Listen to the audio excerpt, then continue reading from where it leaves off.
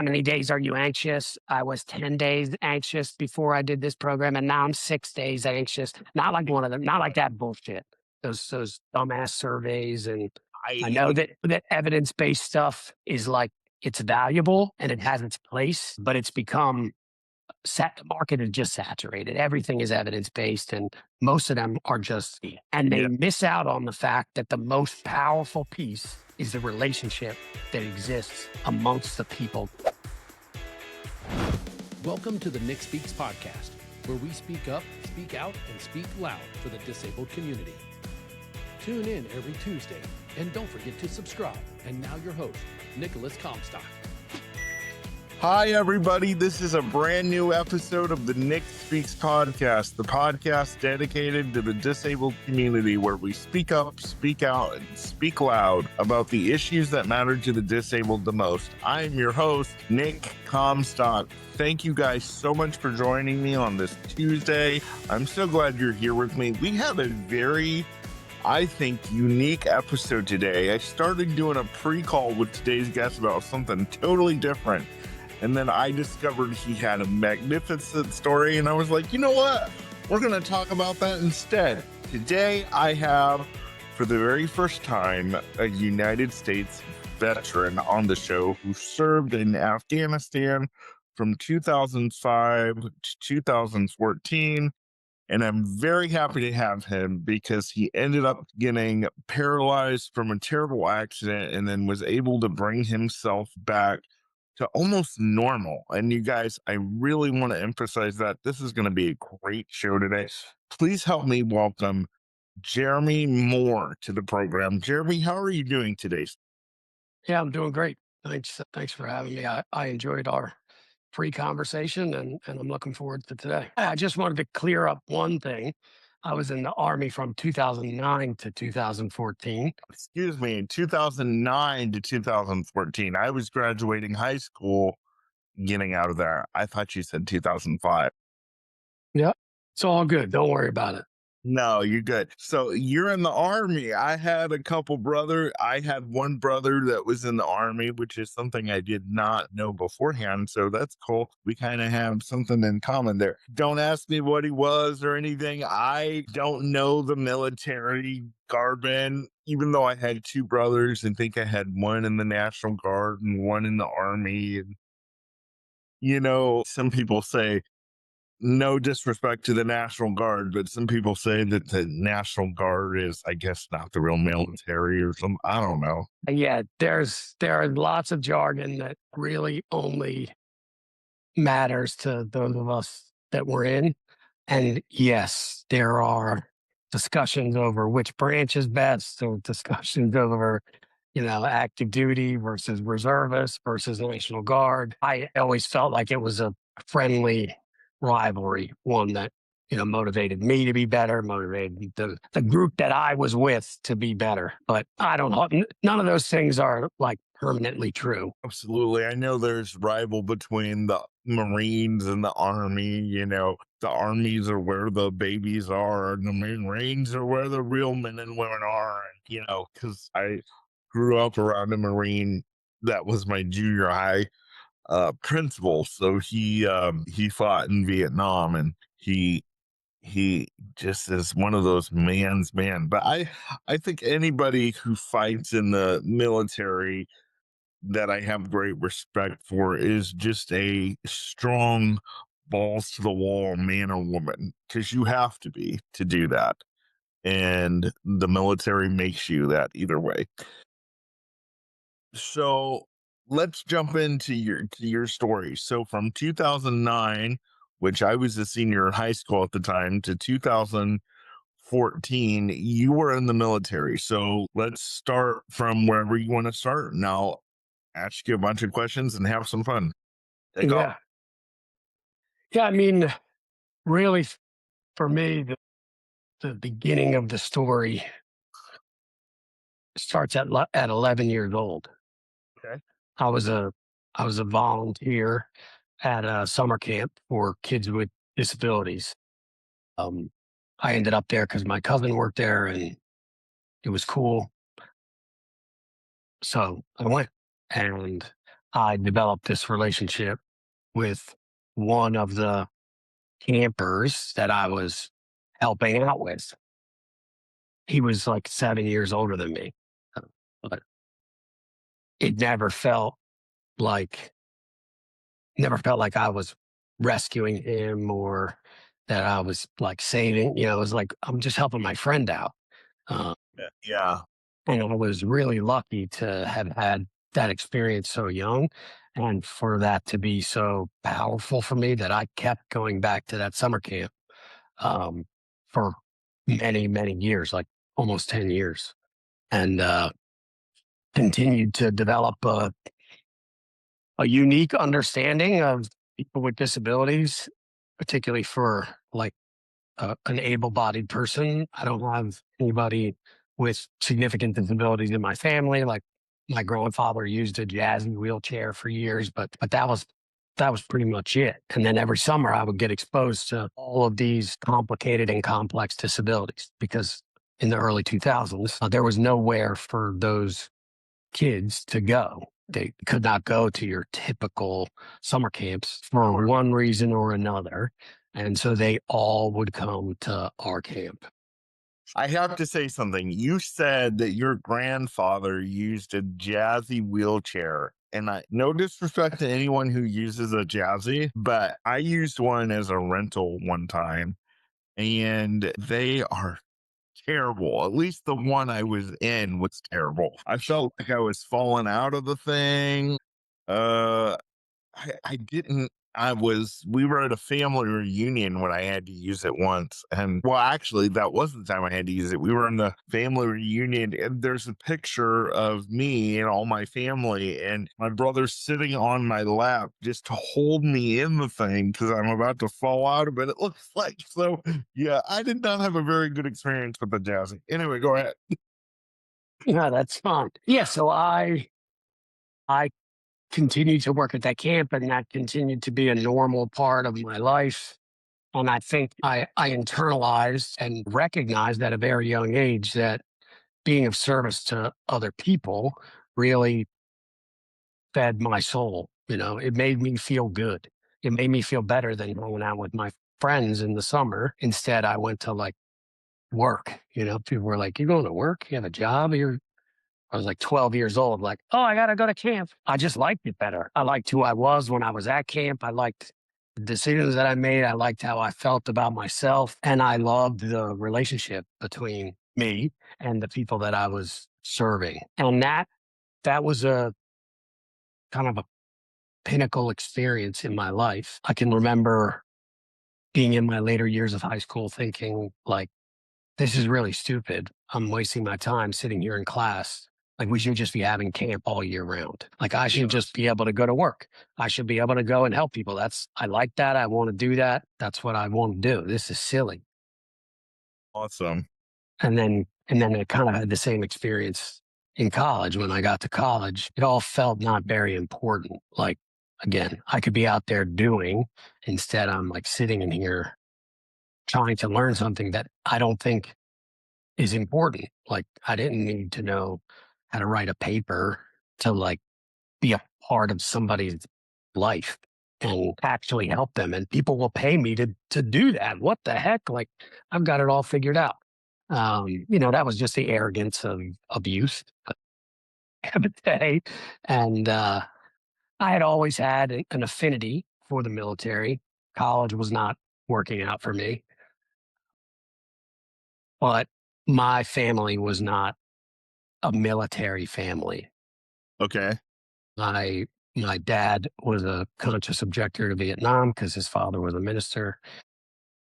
And my mom is like as much of a hippie as you can sort of still be. So I knew inherently that it was something that they didn't want me to do. But I had gotten to an age where I was starting to feel like I could make decisions for myself. Sure. The things that I was trying weren't working, and this felt like a direction that I would want to go. I was in middle school, seventh grade, at 9/11. I remember them wheeling the TVs into the classroom. I remember the uptick of the war afterwards. I remember hearing of people that went to my school that had gone and fought. And It was a part of me, like I had seen it. And I had also grown up with like wanting to model my life after Denzel Washington in a character, like his character in a movie. Like that's what I want to be when I grow up, that kind of man. And it was all of those things blended together that informed my decision.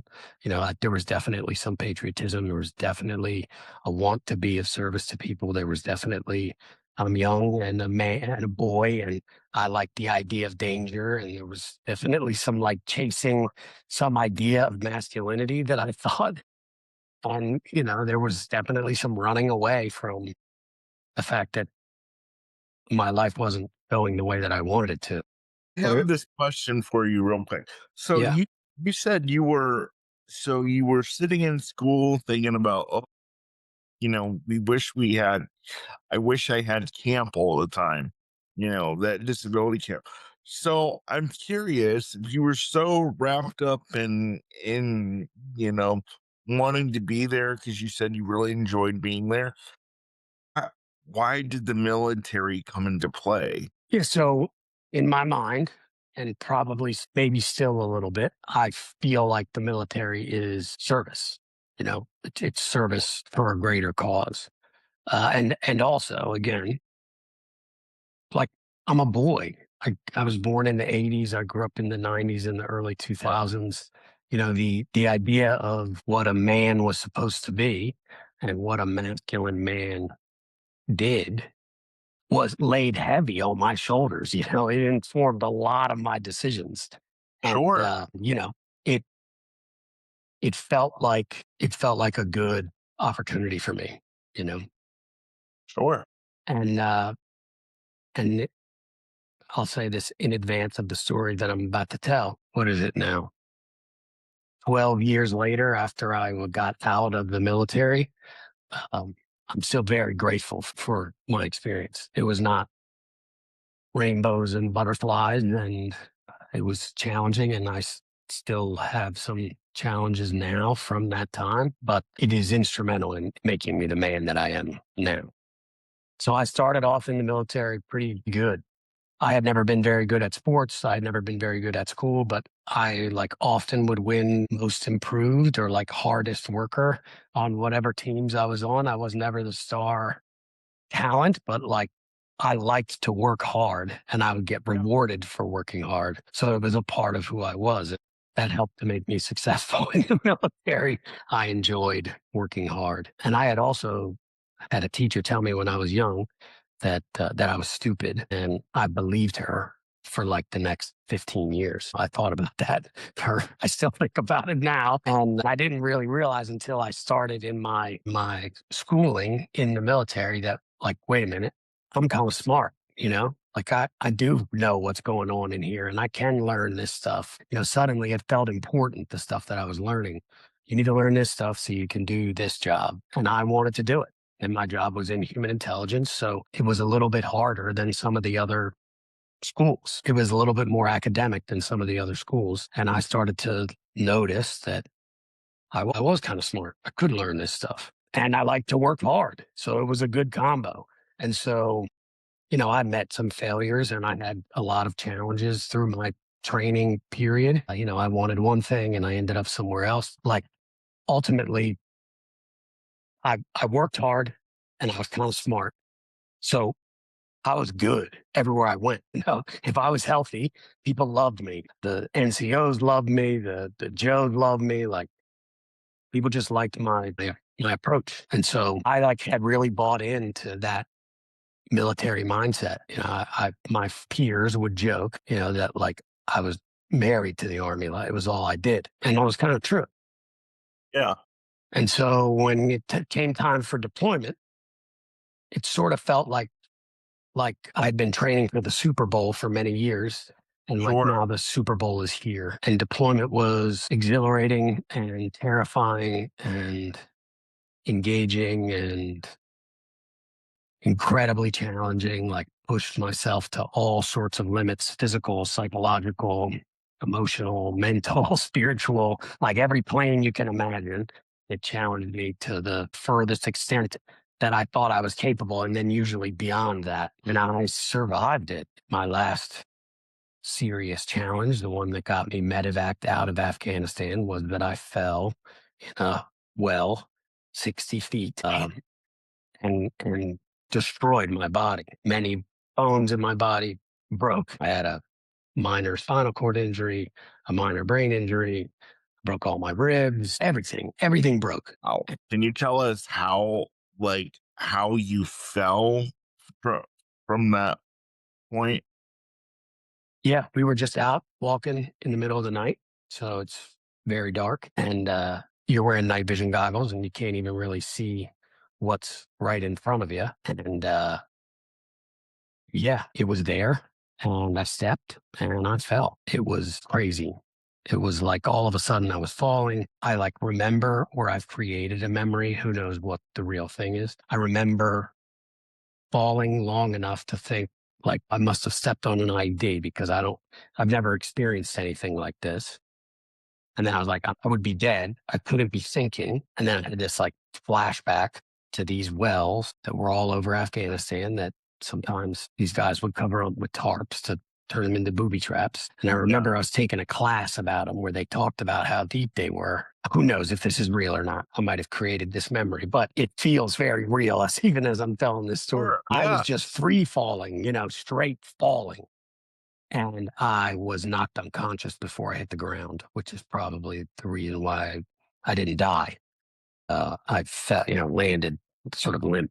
Do you remember screaming at all during the whole process? Or Honestly, I don't think I made a noise. Like, I don't think I made a single noise. I remember throwing my arms and legs out like wide to try and touch something, because I had been falling just like straight down, like what the fuck? And eventually I touched some of the edges.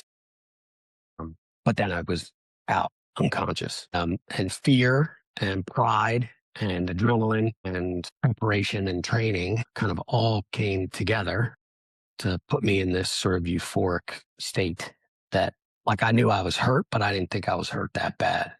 And it was the middle of the night in the middle of Afghanistan. There was a bunch of people up at the top on the ground that were just like laid out and exposed because they had to stay around me because I'm stuck in this hole. And so I remember them giving me an option, like, we can wait for the wrecker crew to come out with like a device that would raise me out of the well, or you can climb.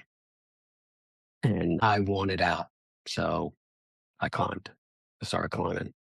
how did you do that? So, like I said, adrenaline is incredibly powerful. I used to hear stories of what I thought were urban myths of like moms lifting cars off of their babies or doing these like incredible feats. But like I experienced that. I know that now. I can look back on it and in hindsight and realize that one of those like superhuman things that we as human beings are capable of happened to me through a combination of adrenaline, fear, training and preparation. Like I was in the greatest physical shape I have ever been when I was deployed. And yeah, all that came together and I was able to climb out. I remember getting probably like 5 feet from the top, and I had been putting my back on one side of the well and my feet on the other side of the well, sort of scurrying up. And it was getting wider and wider and wider as the well went up. So I eventually was like doing a plank on my back, holding myself on either end, thinking I was going to fall again. And they dropped me this skinny rope. I tied it around my waist and they pulled me out the last 5 feet. And it was pretty much all downhill from there. And your body, I'm assuming, was probably in shock, so you weren't feeling pain. Correct. Yeah, correct. It took me a little bit to sort of realize that things were really bad. And once I did, they put me on a helicopter and flew me to a bigger base. And then they put me on a plane and flew me to a bigger base. And then they put me on the big plane that was like, you're leaving the war. And they flew me to a hospital in Germany. And there I was hooked up to pain medicine. It was an unreal experience of like being stacked in those carriers, like the stretchers, being stacked on top. I don't know if there was 3 of us or 2 of us or what, but there was a guy above me and both of his legs had been blown off. And we would both sort of wake up in like whenever our pain medicine would wear off and we were just like moaning in pain, like, give me pain, help me out here. And then I got to Germany and they started to go over everything that was wrong with me, but like I wasn't really in the right state to take any of that information in. I didn't really understand what was happening. I think I thought I was going to be better in like 6 months. I was in a delusional state. I didn't want to leave this like family that I had felt like I was a part of, a place where I got recognized, a place where people put cool medals on my chest to make my uniform look prettier than, like, all that stuff felt really good. And I Yeah. fit in. And I really didn't want to lose that. So I kind of lived in a delusion for like the first 6 months. Eventually they flew me back to Fort Bragg, which is where I was. I was part of the 82nd Airborne Division. That's what my brother was a part of. The Army. Yeah, he was part of the 82nd Airborne. Yeah, it's huge. There's a lot of us that were a part of it. Yeah, like right away, I wanted to be able to do whatever I could do. At this point, I was walking with crutches and canes. I spent most of my time when I was in my barracks room, like in a rolly office chair, kind of using it basically as like a foot pedal wheelchair. Wow. It kind of felt like my legs were asleep all the time, like I couldn't get them to do what I wanted them to do. Everything was in pain all the time. My hips, my low back, my shoulder, my upper back. I moved like painfully slow, but I was determined to do whatever I could. And eventually I got to a place where I could swim. And so I started swimming, and I like to work hard. Oh, go ahead. You were going to ask something? No, I was going to say, water therapy has been the best thing for me too. And you can't even tell that I'm in a wheelchair when I'm in a pool. I mean, it's just, love it. It is. Yeah, I mean, it is fantastic. there was a number of pretty powerful experiences while I was doing that swimming, because I like to work hard. It was a reward cycle that existed in my life. So like I knew that if I worked hard, I was convinced that if I worked hard, I would get recognition for that. It also turned out that working hard was just like good for me. I also got good stuff. It wasn't just recognition. Like my life was a little bit better. Yeah, there's a thing called money that you get if you work hard. Yeah. Yeah. So I swam a lot, like a lot. Sometimes I would get there the moment that the pool opens and start swimming laps. I would only stop when the flag went off, meaning like they play reveille in the morning, and everybody stands at attention, even if you're in the pool. I would stand at attention, and then I would swim and swim and swim and swim for like 2.5 hours until the pool was closed, and then I would get out and like barely be able to get out of the pool, barely be able to stand up, cut my cane, and like barely be able to walk myself off of the pool deck. Many times somebody had to come and like walk with me because my feet were slipping and I just couldn't do it. And lots of people started to notice that in the pool, particularly the lifeguards, like, holy shit, this dude just swims and swims and swims and swims and swims. Then he gets out of the pool and he can't walk. And that was early on in my disability, right? I think that's one of the things that kind of interested you the most about me, is that I lived as an able-bodied person, and then I got injured and I lived with a disability for about 7 years. And now I live mostly as an able-bodied person. There are still challenges that I have, but they're minimal compared to back then. And in that pool, I recognized that, like, wait a minute, just because the doctor said something doesn't mean that that's the way that it has to be. Yeah. Like I can still do pretty incredible things. And so the pool turned into the gym, and it started to get me feeling good. Like maybe I'm going to be able to get back and get healthy in in a quick enough time. My unit was very, very good to me. They didn't have to be that good to me. They took care of me. They found a job for me to do. They gave me a soldier that was basically assigned to me every day to take me to my appointments and drive me around. Like, they really showed up for me. Yeah. And I like worked. Basically, my job was to get better, and then I would show up for a few hours a day at the office to like feel like I was a part of the team and have some purpose outside of just healing. And eventually it came to like, hey man, you can't deploy with us, and we're a unit that deploys. So it's time to talk about leading. And so we did, and it was really painful, and it was awful. It kind of destroyed me. I wasn't ready for it. Yeah. And then I moved back home with my parents, back into my childhood bedroom, and suddenly it was a lot different having my parents be the one that were like assigned to take care of me than like a peer, a soldier.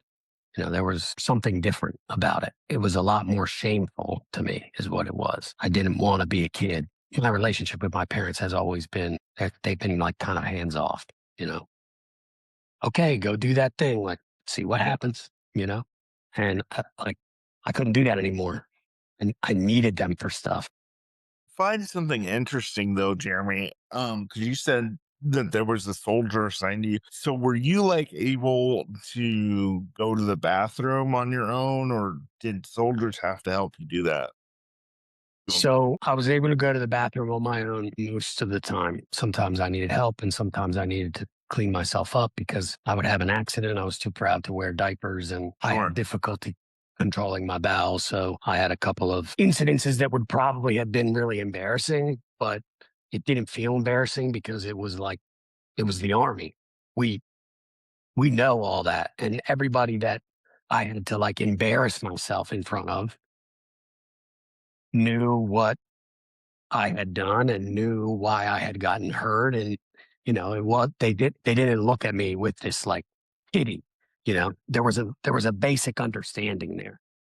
So it was easier for you to do it, to have those issues in front of them, your brothers, which you guys affectionately call it. It was basically easier for you to have that issue in front of your brothers than your family, because you were like, oh my God, my mom and dad have to do this all over again. Did you ever feel like you weren't ever going to move out on your own again? Like, did you feel like your childhood bedroom was the end of your life? Did you ever feel that way? Yeah. Yeah. I mean, that time in my life was a really dark time. I was very angry, and, just working out and just swimming and just trying to get better. It wasn't enough for me. I needed more. And I was in a lot of pain that I didn't understand, a lot of psychological pain that I had no concept of, that I was not really willing to face. I knew enough to intellectualize things because my background had then been in psychology from the interrogation training, from the human intelligence collector training. I didn't really understand. I understood just enough to be like, yeah, I probably have PTSD, but I don't have to do anything about it. Like, I'll just avoid my triggers and I'll do it. And I knew the right language, but I wasn't doing nothing. And so I needed the pain to go away. I needed it to be anesthetized. And drugs and alcohol were a great tool for that.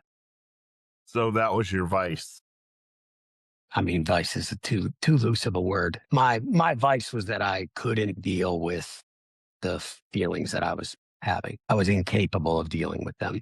And so I needed those feelings to stop. And I think a lot of veterans have a complicated relationship with drugs and alcohol. I think a lot of veterans have the same story as me. Like, it feels like our medicine. It Yeah. feels like, if you had experienced the things that I had, then you would drink like this too. And I would go through cycles of drinking too much, drinking too often, drinking too much volume.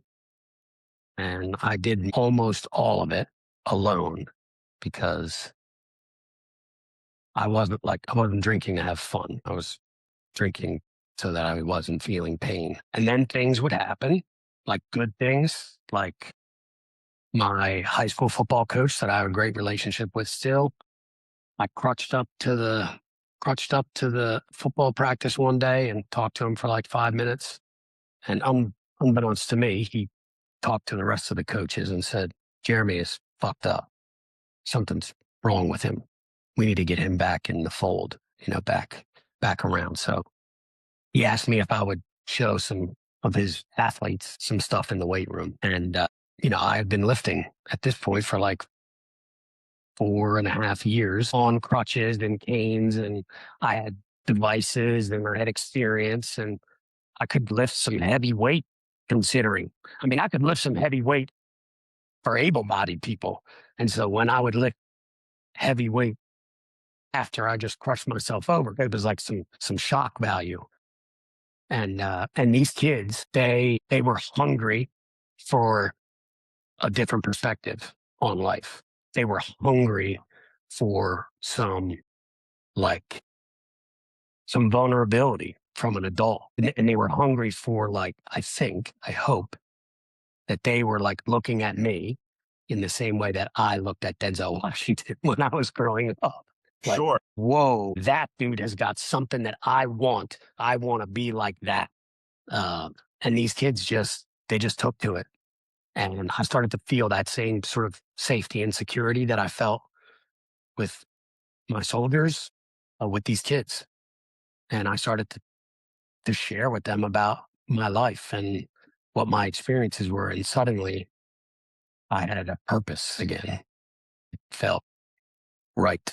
I was being of service. And this thing that was so painful for me, when I talk about it with them in a way that it has meaning, I got a little bit healed from that.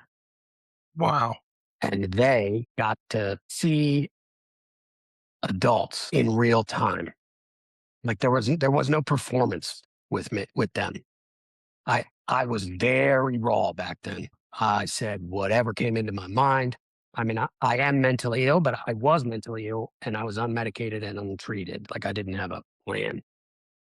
But Sure. these kids responded to that. They responded to that raw, sort of visceral emotion. And I Sure. always related everything back to the weight room because that's where we were and that's what we were doing. Yeah. Um, I'm so impressed with the fact that you were able to come back and be an able-bodied person within 7 years of your injury. Did any of that determination that you have go back to the camp when you were at 11 years old and watching these kids struggle and saying, I remember what the camp was like, and I remember watching these kids struggle, and I'm not going to be that way. yeah, I mean, I don't think it was so much of I don't know at what point it switched in my head of I can get better. Yeah. And then to I can get all the way better. I don't know that I ever really thought I could get all the way better. Sure. Okay. And what I got from that experience, having worked at that camp, was determination and compassion for myself and Mhm. levity. Because one of the things that I learned at a young age was to be able to see beyond the disability. I admired all of these campers. I had a real admiration for them because I could see how hard their lives were. One in particular, Arte, who we are still friends today. Yeah, you talked about him during the pre-call. Yeah, I mean, he is so incredibly positive all of the time. And his challenges were way more significant than mine. And he continued to be positive. And I would think to myself all the time, Arte can do it. I can do it. I can go through this life and not hate everything. I can make the changes where I can make changes. I did I took that very seriously. I worked hard. I ran 2 marathons on crutches. I did a triathlon while I was still using crutches. I would swim all those meters and meters and meters and meters. And I did a bench pressing competition, an adaptive competition. I did like a regular bench pressing competition. And those things, like, they piled up, you know, they helped me build my self-esteem again. I built a company, like I built a nonprofit. This is More Than Fitness, and I'm Coach Moore. This is what I do now. My job is to work with middle school and high school students and help them to better navigate the chaos that goes on in their mind through a combination of psychology and physical movement. Yeah. And, you know, the truth of the matter of all of that is that it was never like a straight, consistent trajectory of getting better. Physically, there were always setbacks. Mentally, there was glass ceilings that I couldn't break through. I still hadn't figured out how to manage the really deep emotional pain connected to my life in general, but particularly deployment. And so regularly, I would go back to my unhealthy relationship with alcohol. And that like slowly progressed. I could still get physically better, and I am now physically better, but alcohol was in there for all that time. Yeah, all that time, which for me, I'm a part of a 12-step program, and it keeps me sober, and it keeps me honest and kind and compassionate. It's great. You know, it's really wonderful, and it works for me. And it has helped me to understand why, when I'm drinking or not drinking and not dealing with my own stuff, Right. I can't really see what's really happening in front of me, because there's so much pain and crap going on in here that, like, I can't even actually see what's happening right in front of me. And that's been my experience since I stopped drinking. I'm much more in touch with reality, with what's actually going on, with what's actually happening.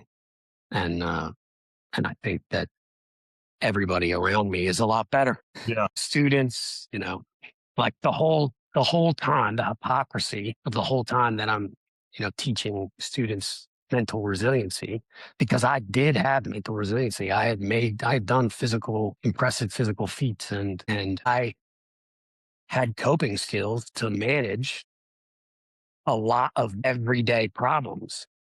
But I also didn't have coping skills to manage, one, that I had used alcohol so much that I had become addicted to it. And two, these things that I thought I was going to take to my grave, that I thought I was never going to tell anybody, they hurt.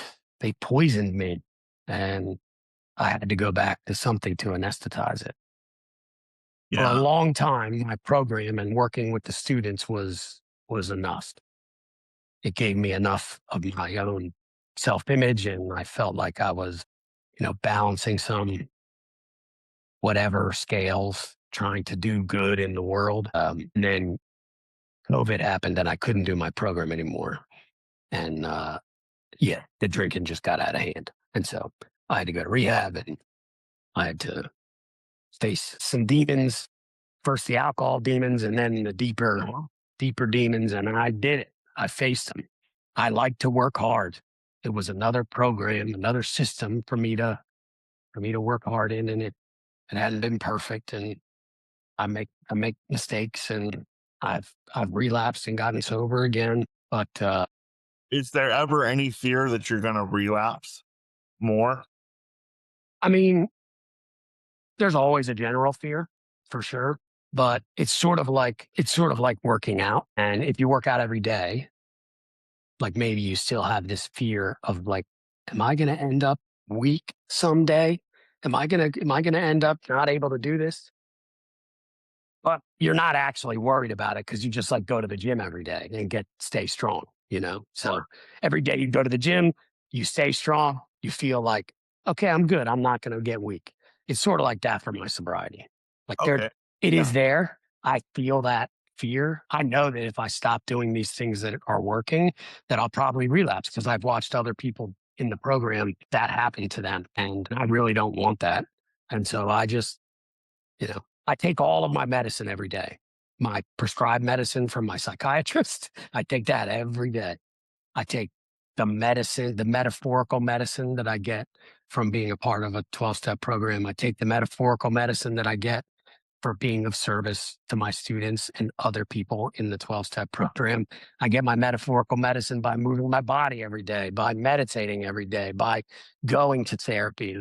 Like if I do those things, if I give myself all my medicines, Yeah. everything is just going to be better. And I might look up one day, because this has happened to me multiple times, look up one day and think to myself, I don't even know how the fuck I got here. Yeah. I was in deep pits of despair. And, all through that time, there was a legitimate suicide attempt and many, many, many, many, many hours of thinking about it. Yeah. There was sadness and pain, but like, if I take my medicine, all of it, I'm gonna be okay. I'm gonna be able to figure it out. And Sure. I'm gonna be able to lessen the suffering inside of me. And when I do that, I lessen the suffering of the people around me too. Was that a suicide attempt while you were like in the wheelchair on crutches, trying to figure things out? Yeah, This wheelchair. yeah. So at that point, I was mostly canes and crutches, and I was in an apartment. Actually, the apartment that I live in right now. I was in the apartment and independent enough. Yeah, I was just in pain. I was suffering to an extent that I couldn't handle. And yes, it was like, am I ever going to get off this cane? Am I going to be in this physical pain all this time? I got to be in this emotional pain forever. What's the point? Is it even worth it me still being here? Would anybody care if I wasn't? And Yeah. luckily, I had a service dog, Artemis, whom I love, who just recently passed away. I had the gun on my table right in front of me, and it was loaded, and I cocked the hammer, and I was ready to go. Um, and I put the gun in a position where I knew it would work. That would be it. And it would have taken like 2 pounds of pressure to pull that trigger.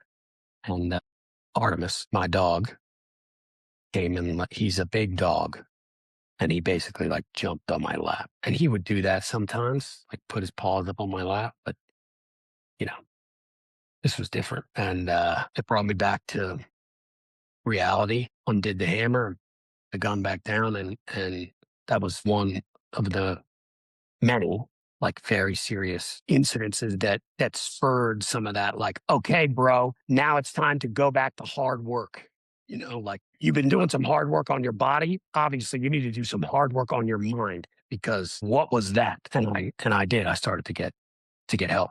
That's amazing. And, one of the things that inspires me about your story is that you did all of your physical therapy stuff. You didn't let that stop you. And you didn't let the excuses of, oh, it hurts, it's too much, I don't have anybody to exercise with me, all the things. And I spent several years going to physical therapy. And one of the biggest regrets that I have, if not the biggest regret that I have, is not taking the physical therapy seriously.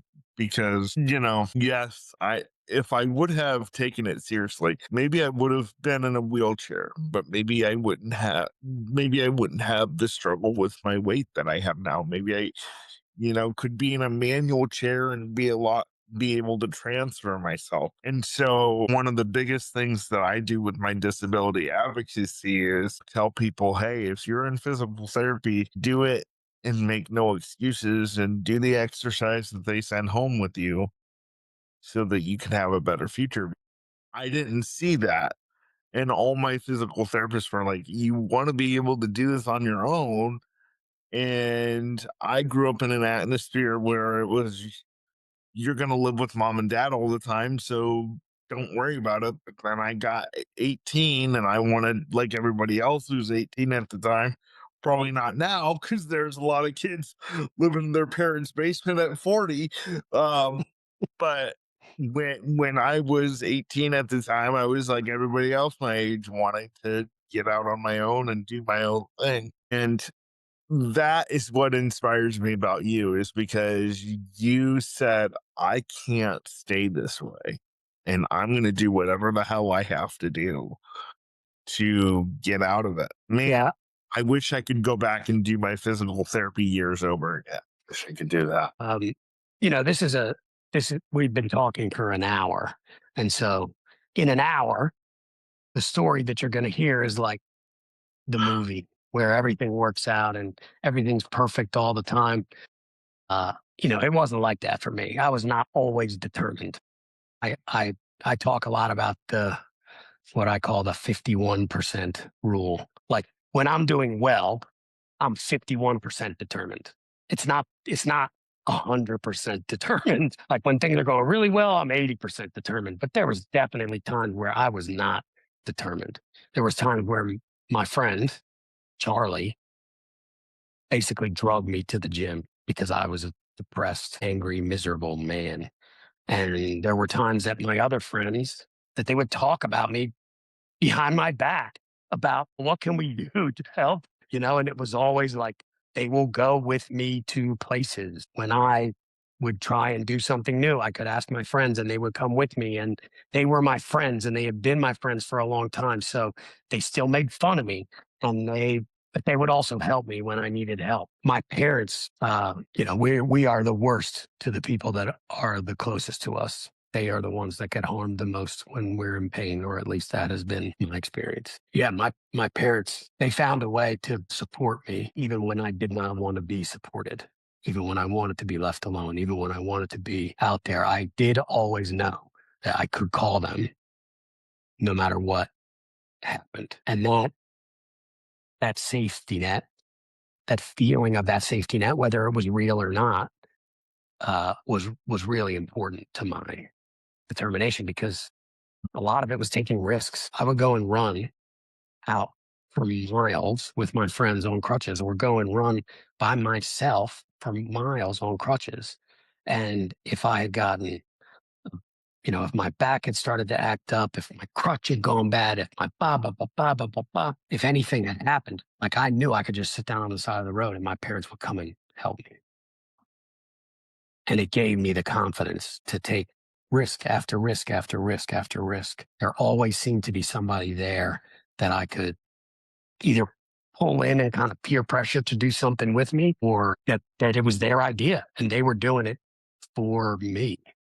Like, I think sometimes when I tell my story, it sounds like I did so much by myself.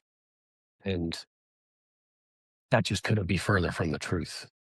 I have been incredibly blessed, really my entire life, to be surrounded by wonderful people who could figure out how to navigate me. And I'm not easy to navigate, but this is like the most pleasant that I ever am, how I am right now. When I'm talking about me, I'm the happiest, right? But yeah, I love to hear that, right? That there's something that you admire about me. But I feel like I would have been remiss not to add some more depth to what my experience was. No, I'm glad you did. I just know that, and I know they say not to compare yourself to people. Everybody has their own journey, but I can't help but think, if I would have done better in physical therapy, if I would have not have had my mom cancel on days when I just didn't really feel like going, I can't help but think where I would be physically in a better spot. And even though it was, you said 51%, even that's a pretty good damn 51%. I was at 10% most of the time, probably less than that. My favorite part of it was water therapy. I struggled with the therapy that was just in a therapy room, and we're going to work on transferring, and but where I really flourished the most was water therapy. So I get why you enjoyed swimming so much and all that. So no, I'm glad you went on in depth on that and you explained that you had this wonderful support team around you, and you at times weren't very motivated to do it. You had to get people around you who were motivated for you. That's what I have to do too. And I do want to ask you a couple more questions though, because at the time of your injury, were you dating or married? And did you ever think this person's not going to want to be with me, or, we're screwed, we're done? No, I was single. I've been single most of my life. I think I know when I was younger, I was just like afraid of women. They scared me. I didn't understand them.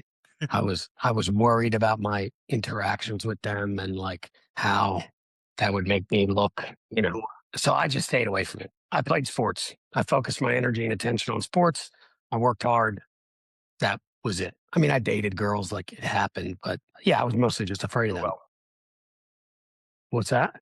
what scared you about women? What is it? Just I have no idea. Like, I don't know where the original thing came from, and I'm not even sure that I ever articulated that as a kid. But when I look back at what it was like for me, like, yeah, I was mostly just afraid. I was afraid. I was afraid of being embarrassed. I was afraid that they would hurt my feelings. I was afraid that I wasn't going to understand them and that I would hurt their feelings. No, I was just afraid, and it didn't wow. seem important to me. And so when I was in the army, I was also single. Again, the joke was that I was married to the army. That's what I did all the time. Uh, And so when I got hurt, I was single. And yeah, my injury affected my ability to get an erection. And so in my head, it was like, oh, I'm never going to be in a relationship because why would I do that? Who would want to be with somebody that can't get an erection? So I was just like, that's Yeah. dead. So I didn't date or talk to women, or I'm pretty sure like a couple of times, either probably both drunk and sober, somebody would say to me like, "Hey, I know this person. You should meet them." And I'd be like, "No, thanks. My dick doesn't work," Yeah. because I felt like that was a safer way to articulate that than like, no, I'm really scared of that. It would be very emotionally complex for me to try and have an intimate relationship with someone when I can't get like I knew that intellectually, but it was just easier to just be like, my dick doesn't work. I don't need to be in a relationship. Yeah. So I didn't really start If you dating. were going to. Exactly. That I now know as the relatively mature adult who's been in a significant amount of therapy, that like that's just one part of an intimate relationship. And I since it has returned, not wonderfully, not exactly the way that I would want it, but again, there's medicine, and I take my medicine when I need it. And so as I got more emotionally stable, like I was capable of trying those things and trying to be in a relationship. And I had some trials and some failures. Now I'm in a committed relationship with somebody whose life is as busy and kind of complicated as mine is, and we talk about how we can make it work for one another with all of our shit, my shit, her shit.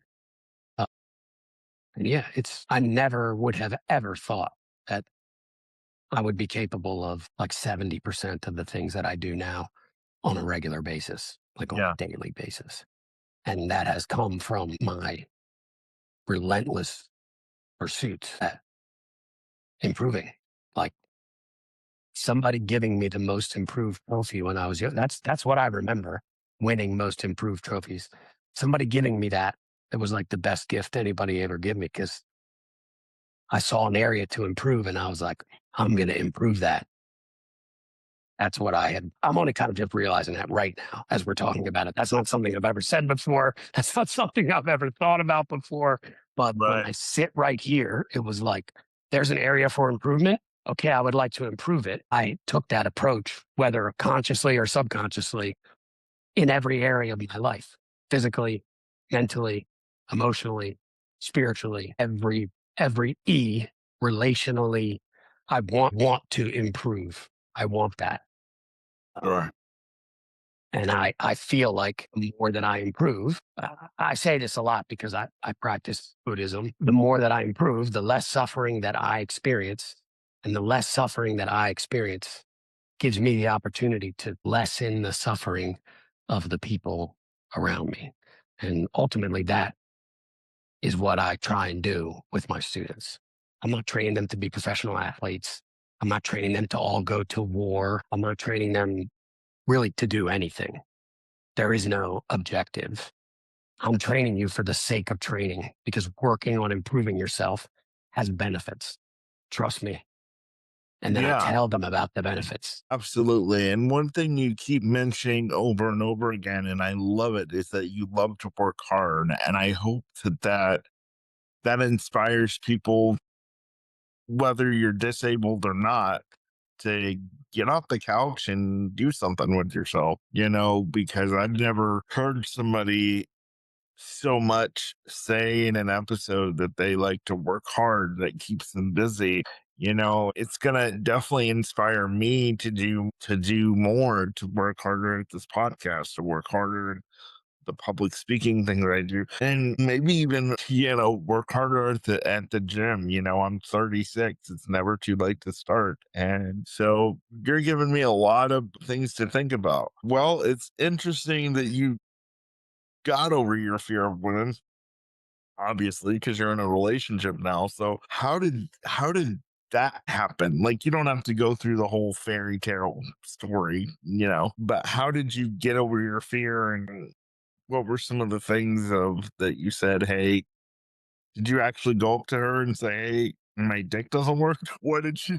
So we were friends before. So she already kind of knew what my deal was. And at this point, my dick worked inconsistently, but like it worked sometimes.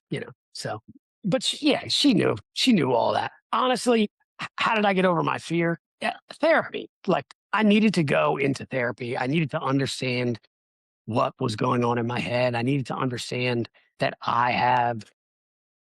have difficulties.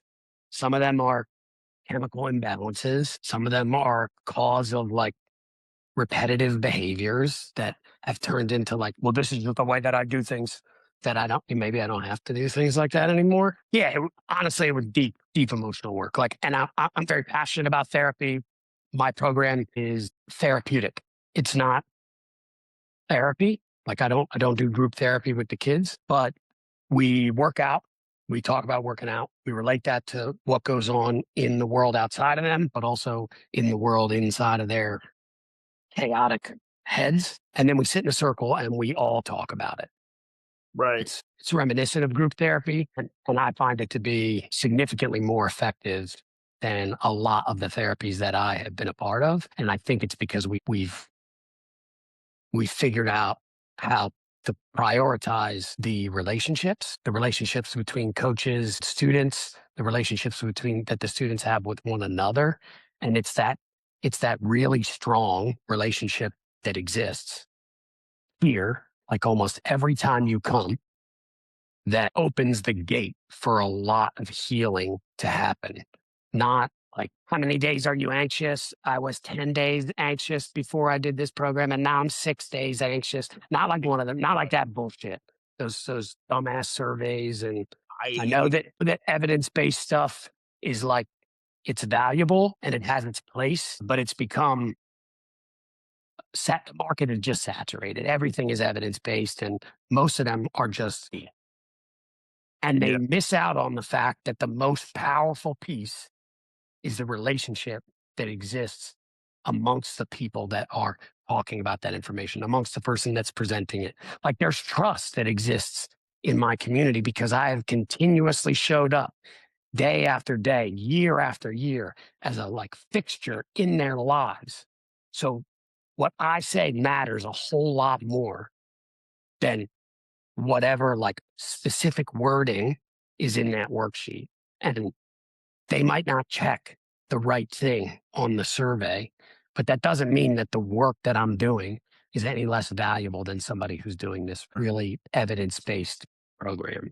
And so, yeah, I learned through all of my relationships, all of my most powerful relationships, starting with my parents, and then Coach Holmes, my high school football coach. And then I eventually developed a healthy relationship with my brother. It only took, 15 years for me to decide that he could be valuable to me because he was a very good swimmer and he helped us win a conference championship.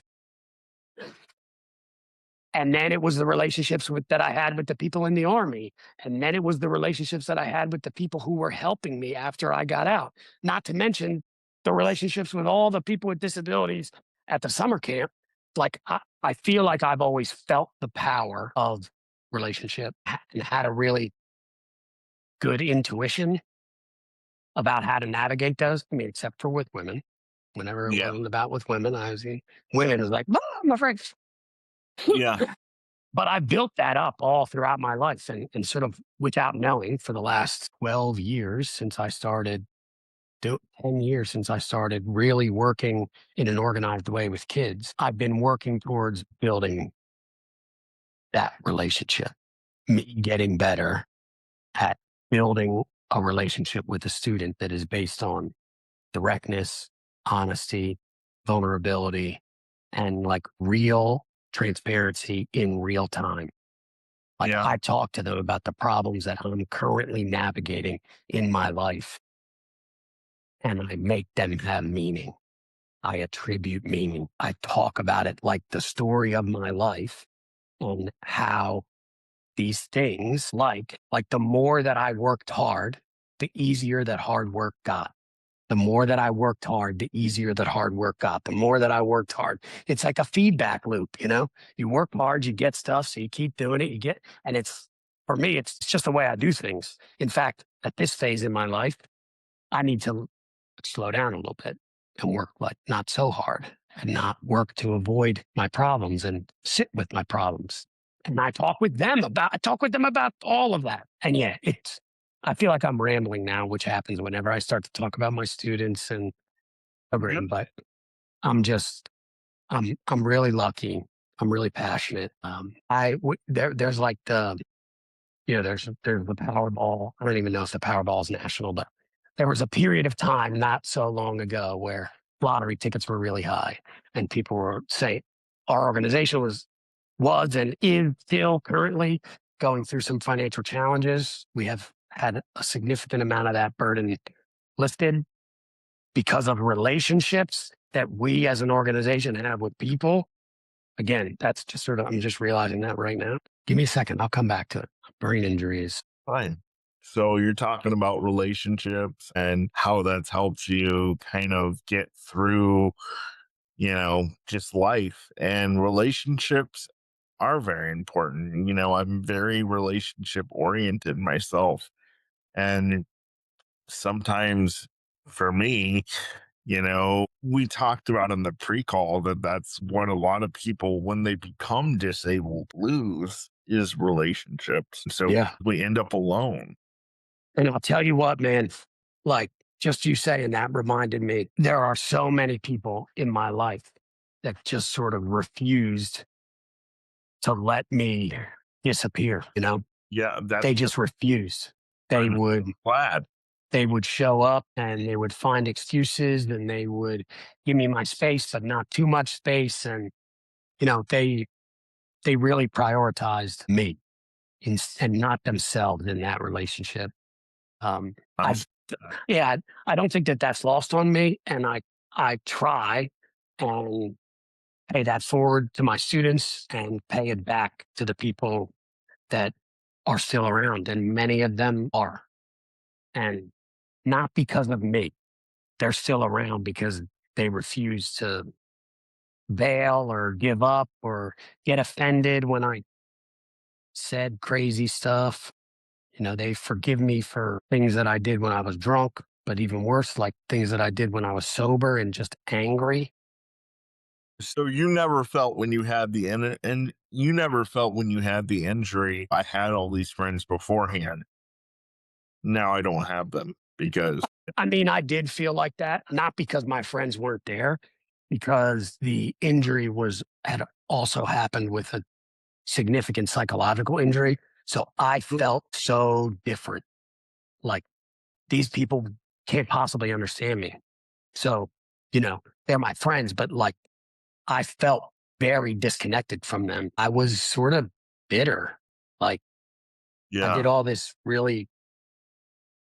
I was not the coolest dude in the army, but like, I had some status about me, and all that status, I decided, was gone after I got physically hurt. And then I came back home, and, my friends had like been to college and done 1 year at some job that didn't matter. Yeah. And I had 2 years earlier been fighting a war, and then for a year and a half been fighting psychological and physical challenges that none of them could understand. So I felt isolated, even though that was not the truth. Wow. Thanks for sharing that with me. That's powerful. And I'm so glad that you had a community that did not let you run away with yourself. They did not let you get into yourself and do this downward spiral, even though I'm sure as much as they tried, there were some times, and we've talked about it, where it was downward spiral. I mean, your dog had to jump in your lap, I'm sure, on more than one occasion and save you from taking your own life. But I'm just so glad to hear you say, even though I felt this way, this wasn't true.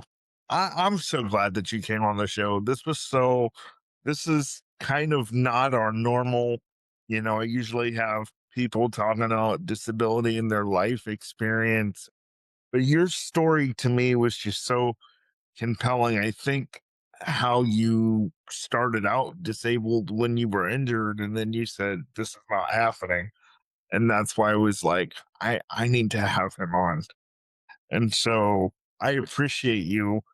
All my listeners and viewers, we thank you for your service. By the way, I thank you for your service. Just thanks for coming on. Any final words of maybe encouragement or inspiration you want to say? That's always hard. Like, what's the last thing I'm going to say? The thing that I've been, the thing that I've been thinking about a lot, and talking with my students and the other people in the part of this program is this concept of like living inside of a snow globe, and the snow globe is sitting on like the kitchen table. And I have been blessed to have many experiences that have changed my perspective so dramatically that it's like suddenly I thought I just lived in this snow globe, and now the snow globe glass is broken.